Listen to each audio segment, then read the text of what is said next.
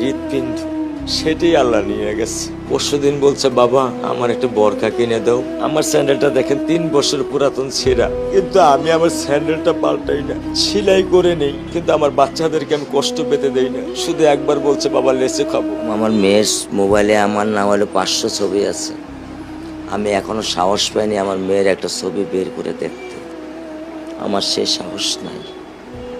আমি সে সাহস হারাই ফেলছি, কারণ ও আমার ছিল হৃৎপিণ্ড। ওর জীবনে এমন কোনো চাওয়া নাই যেটা আমি পূরণ করি নাই।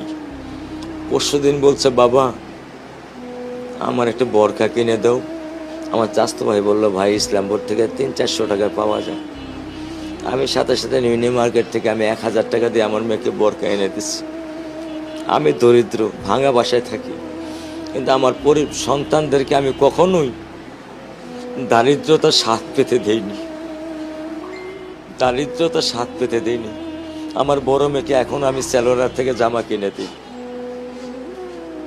আমার স্যান্ডেলটা দেখেন 3 বছর পুরাতন ছেঁড়া, কিন্তু আমি আমার স্যান্ডেলটা পাল্টাই না, সেলাই করে নেই, কিন্তু আমার বাচ্চাদেরকে আমি কষ্ট পেতে দেই না।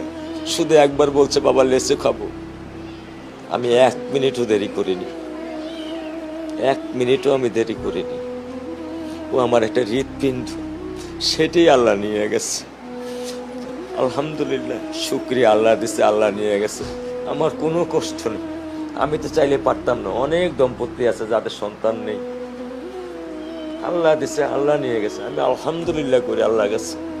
আমার কোনো কষ্ট নেই, আমার কোনো কষ্ট নেই। ঠিক আছে, গরমের মধ্যে তো একটু আমার কোনো কষ্ট নেই।